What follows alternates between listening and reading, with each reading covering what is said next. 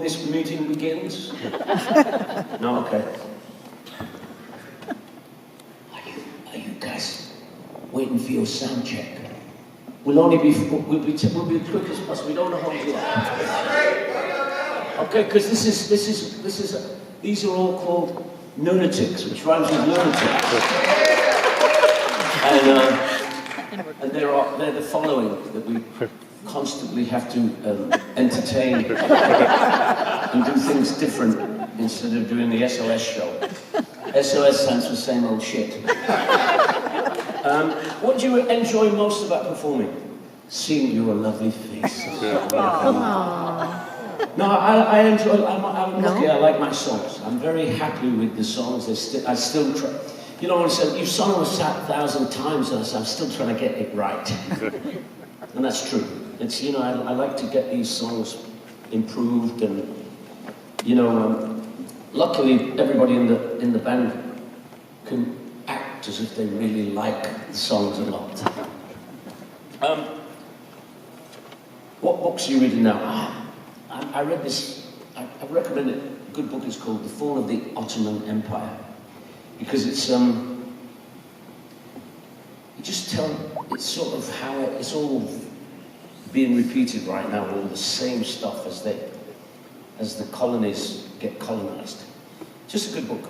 Do you know Keith Richards? Yeah, I know Keith Richards really well. Keith Richards once in like about 1965 cornered me in a hotel in New York. It's called the City Square, and there was kind of a bit of debauchery going on, as only 16, 17-year-old boys know how to do, and he took me up against the wall and he said to me, if I ever find out you're doing any drugs, I'm going to find you and I'm going to beat the shit out of you. Which is good. So he's been, I'm a big fan of the Rolling Stones. I like them as people, and I like their sort of, their arrogance. The charm of the arrogance. You know, they're arrogantly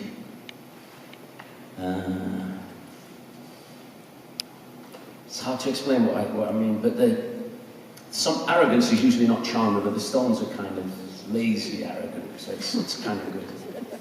And you know, I saw Ronnie. I saw Ronnie. My wife is friends with his wife, and Ronnie Wood, and. Everybody thinks he's up, like when he'd been in the band 2 years, he's been in the band as long as I've known him, and they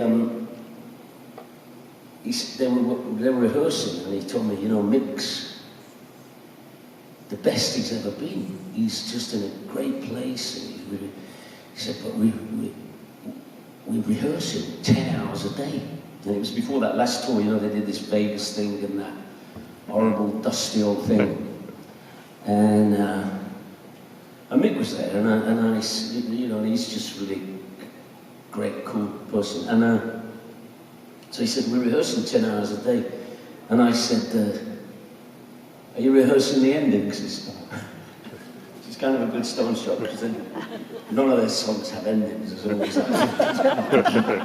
like the Sex Pistols. So what do I enjoy the most about performing is just the whole thing, actually.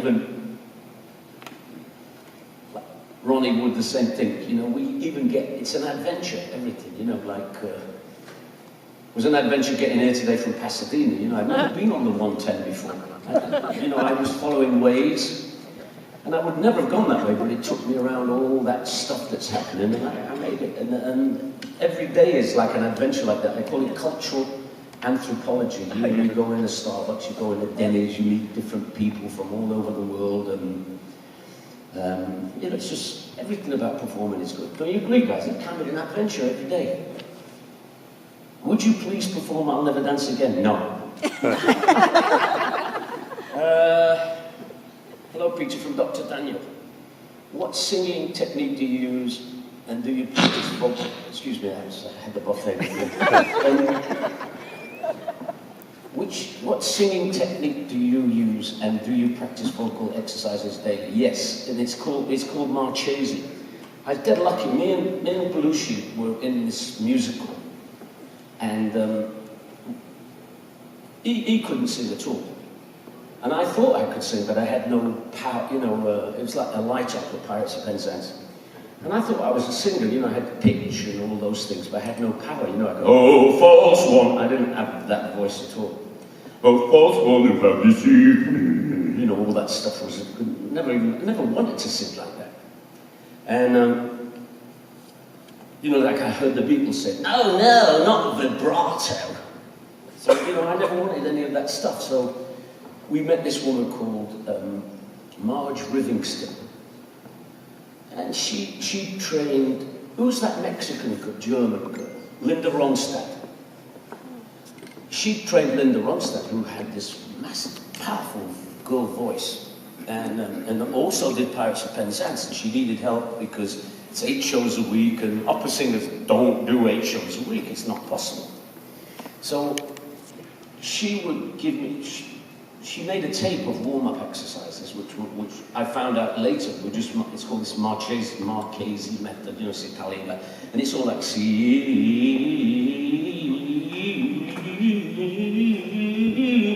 it's all kind of fun singing. So I would do 45 minutes a day before I went to the theatre. And I was able to, because of her, to do 1,000 consecutive performances of that thing, which is unheard of. And because she told me to, she said this thing, I said, well, I never, the Beatles never warm up. And you know, oh, by the way, Mick Jagger also does Marchese methods. I asked him, did you ever sing C is for Cookie to any of your kids? Because I said, it'd be funny seeing Mick Jagger, C is for Cookie, that's good enough, you know, and turn me on to this thing about it. So he does it as well, and what happens is now I do, it's sort of a little bit, you know, people hear, if you're not in the music business and you hear somebody warming up, you think it's, but all the real music business people warm up, and I found that out the hard way, that you don't just go out, have a few beers and smoke a joint and go and sing a show. That's not going to work. So,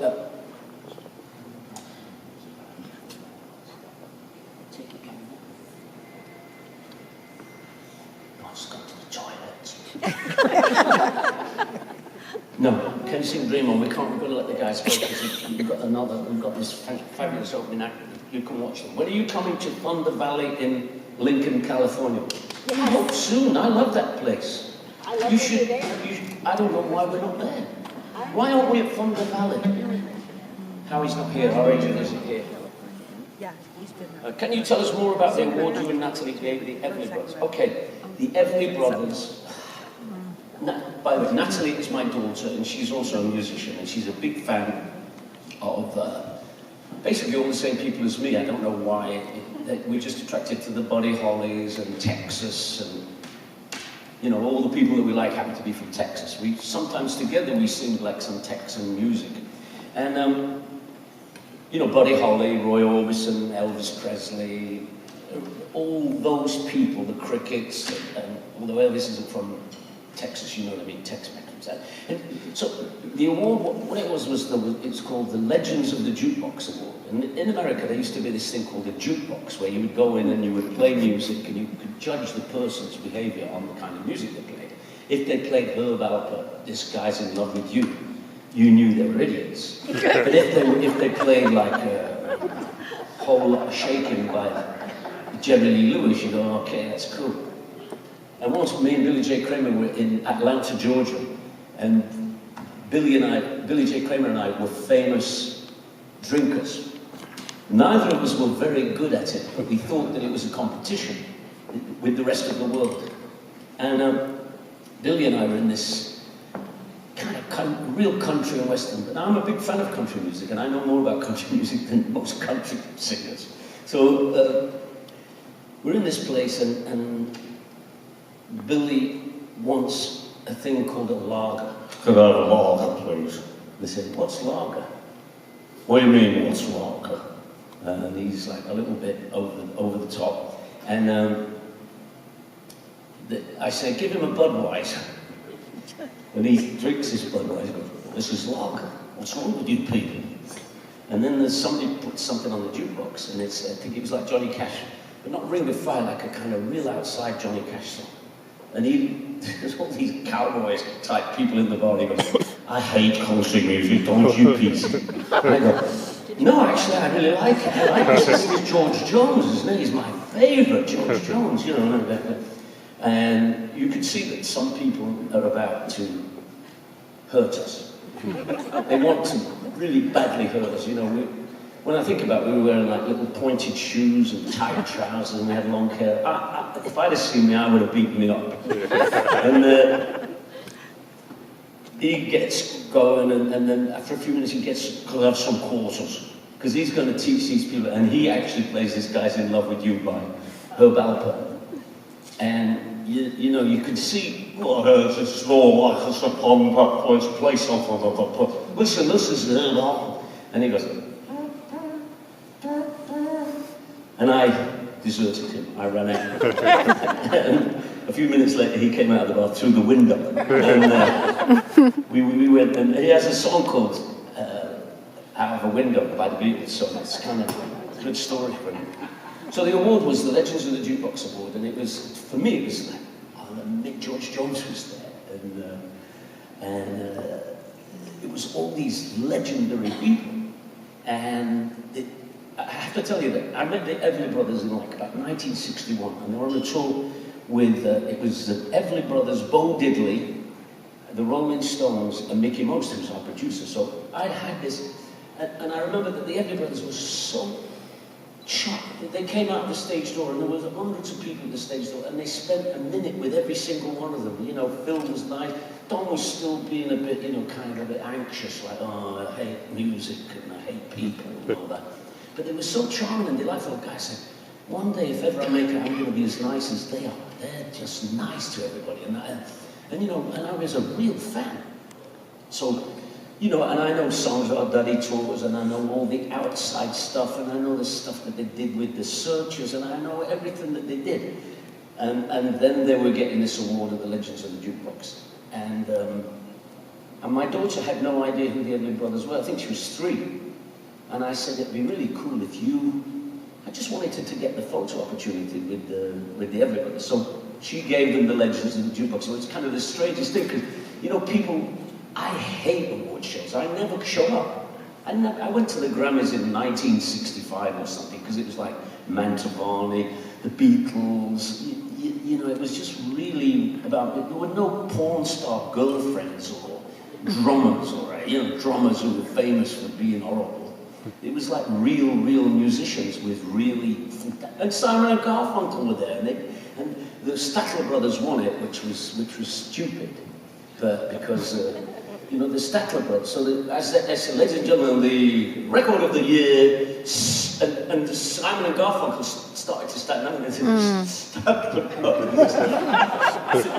and Garfunkel is a big guy with big hair at the time. Now he's got none, but yeah, he's a big guy, still a big guy with no hair. And it was like the Statler Brothers, like the flowers on the wall. How could that be Sounds of Silence? But in retrospect, that was the only song that people who voted for Grammys had ever heard.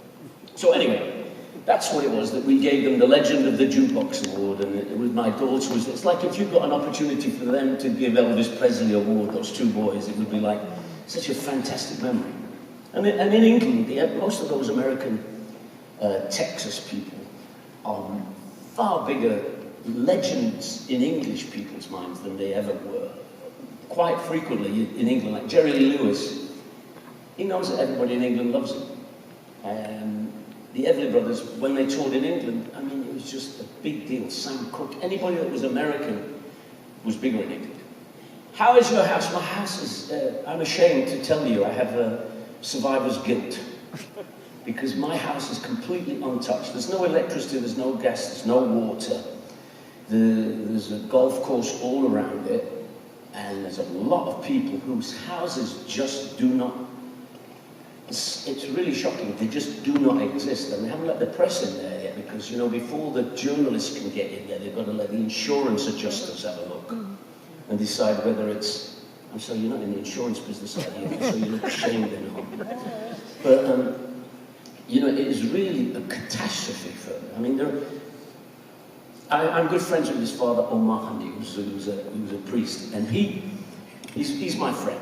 you know, we go to Starbucks together and I tease him about what kind of a frock are you wearing today, and all, you know, all that kind of stuff. And I said, what happened, you know, because the church is, like my house, is completely untouched, which is kind of, you understand that God gave them a break because they've got a church there. But I have no reason for him to give me any breaks. But I said to him, so he says, I woke up in the middle of the night and I heard all this boom and boom. And the road next to him is now an arroyo. It's now a ravine, and it's 40 foot wide. And there are rocks.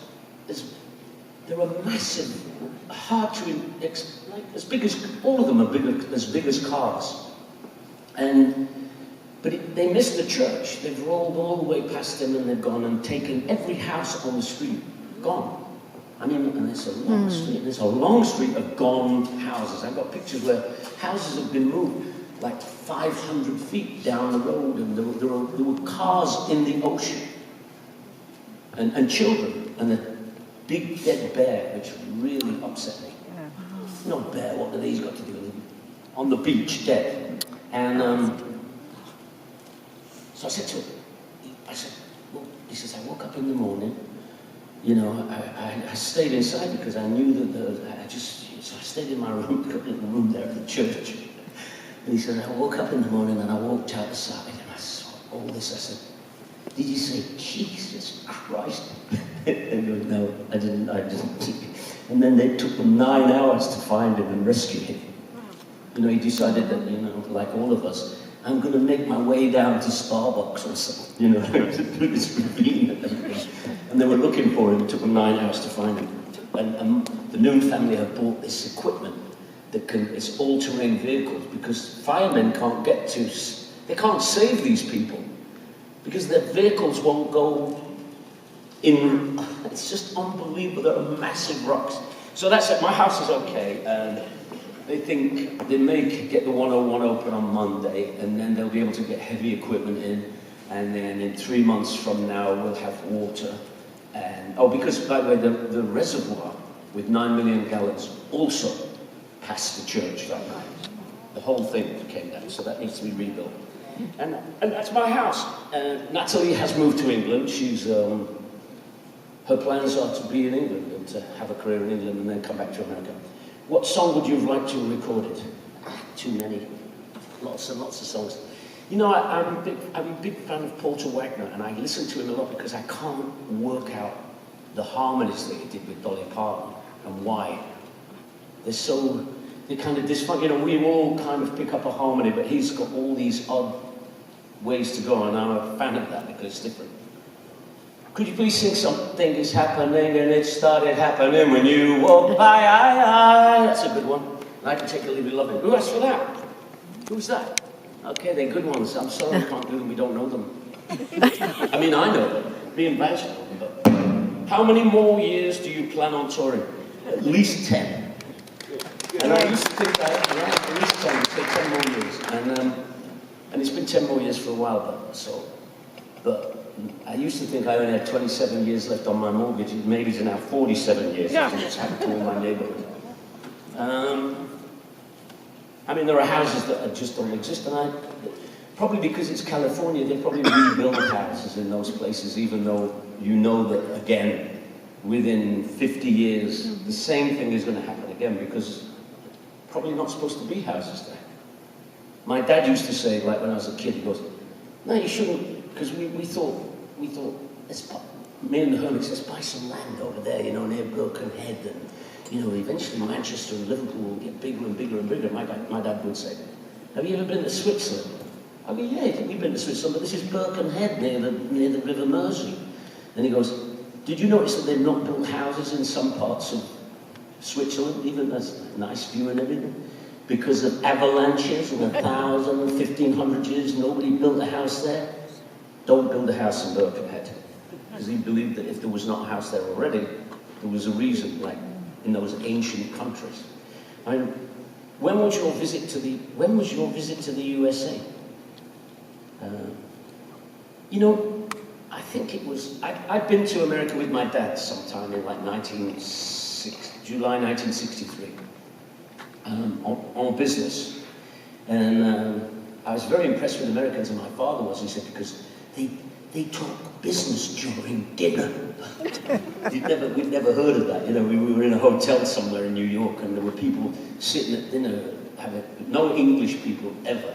Dinner was, 9 to 5 people didn't talk. And there were guys in this hotel, yeah, what you should do is buy the 33 and go so. I go, wow, listen, they're talking business. They're so industrialist. The Americans, they even talk about business during dinner. So we were impressed, and it was the first time we came with the Hermits was quite a shock, because we had this gig in a high school in New Jersey, Pennsylvania area. Can't remember where it was, but there was this guy called Gene Kay who was a disc jockey, and he put on this show in a high school, and it was one of these things. This was a high school, and the Hermits were on stage, and then we used to do, I can't remember what the song was, but it was like a Chuck Berry kind of song. It was like My Reservation's Been Confirmed or something, which was like, speed on, look on, all that stuff. And they go, Herman's Hermits, and they go, and I walked on the stage, and then every person in the audience joined us on stage. And they were ripping our clothes off, and we were so young that we stopped them. What we did was we saw the Beatles had made this Hard Day's Night movie where they ran away from girls, and that Dave Clark 5 had made a movie called Catch Us If You Can, and they ran away from girls. So we said we'd slow down for some of the fits. And when was your visit to the Yes? That's that one. Last question. Peter, song request for Darren. Me and Vance will do it, okay? Thank you. My sentimental friend Vance. Do you know what my sentimental? What do you do?